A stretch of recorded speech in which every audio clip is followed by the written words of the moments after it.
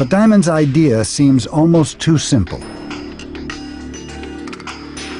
Could plants alone really have the power to shape the course of human history?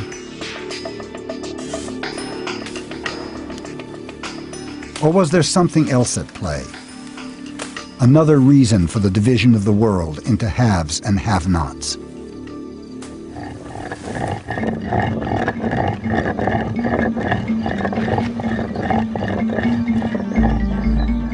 By 9,000 years ago, the first settlements in the Middle East were giving way to much larger villages. People were only able to live on this scale by becoming more productive farmers. They were surrounded by fields of domesticated wheat and barley. But by now, they also had another steady source of food.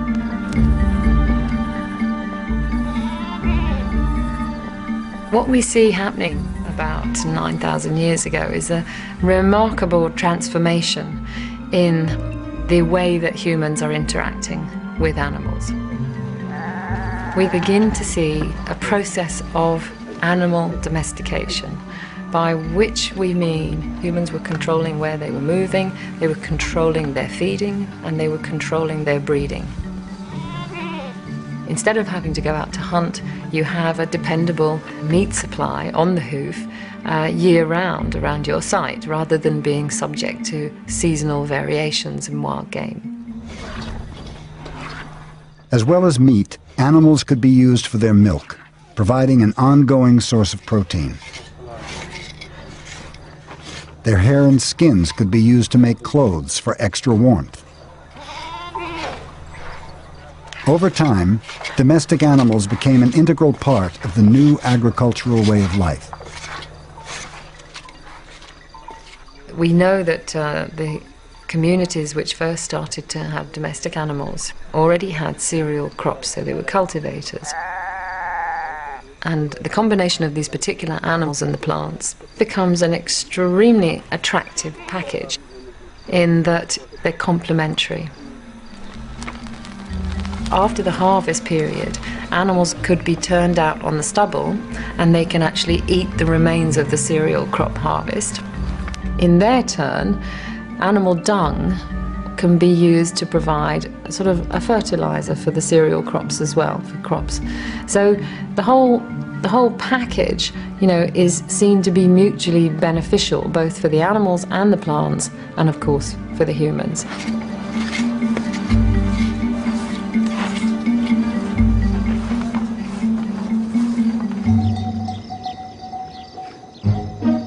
Goats and sheep were the first animals to be domesticated in the ancient world, and were eventually followed by the other big farm animals of today.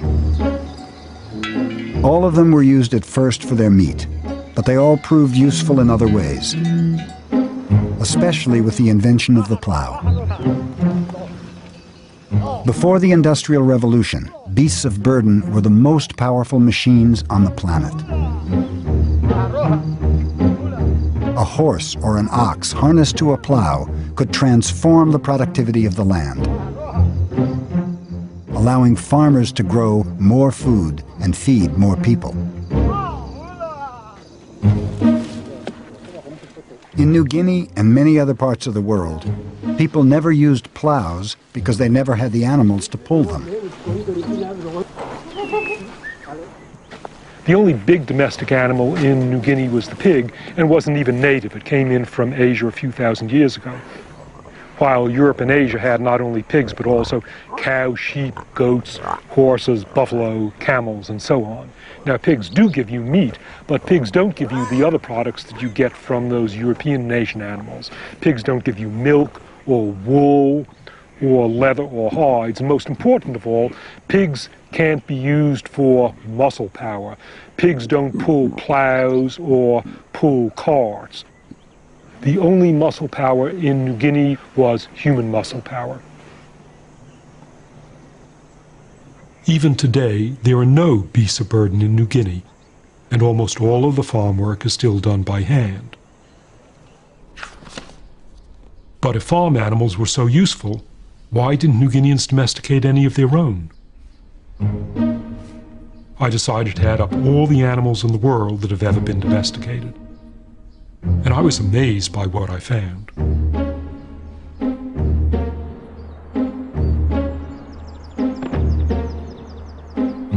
There are nearly 2 million known species of wild animals, but the vast majority have never been farmed. Most insects and rodents are of no practical use to humans and not worth the effort of farming.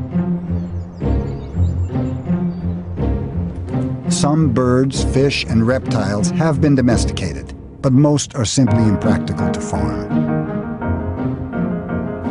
So are most carnivores, not because they're dangerous, but because you'd have to grow other animals just to feed them. The best animals to farm are large, plant-eating mammals. And over the years, humans have probably tried to domesticate all of them, usually without success. Despite repeated efforts, Africans have never domesticated the elephant.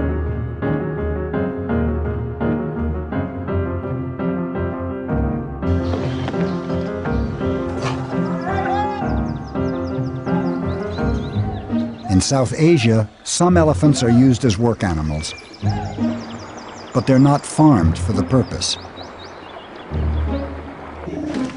Instead, each elephant is caught in the wild and then tamed and trained. It doesn't make economic sense to farm an animal that takes some 15 years to mature and reach an age where it can start reproducing. Animals which make suitable candidates for domestication can start giving birth in their first or second years. They will have 1 or maybe 2 offspring a year, so their productivity is actually high.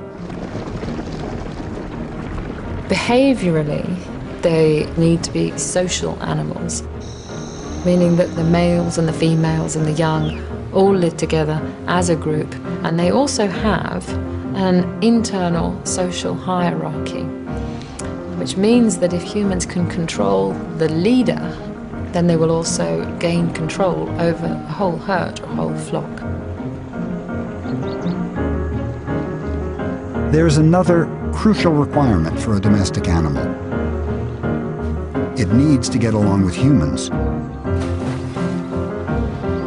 Some animals don't have the temperament to live on a farm.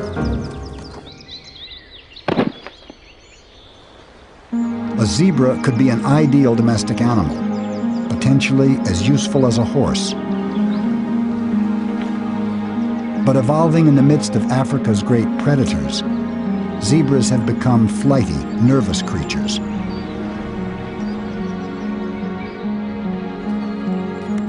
They have a vicious streak that humans have been unable to tame. That may be why zebras have never been harnessed to a plow or ridden into battle. I counted up 148 different species of wild, plant-eating, terrestrial mammals that weigh over 100 pounds. But of those 148, the number that have ever been successfully farmed for any length of time is just 14. Goats, sheep, pigs, cows, horses, donkeys, Bactrian camels, Arabian camels, water buffalo, llamas, reindeer, yaks, mithans, and bali cattle. Just 14 large domestic animals in 10,000 years of domestication. And where did the ancestors of these animals come from?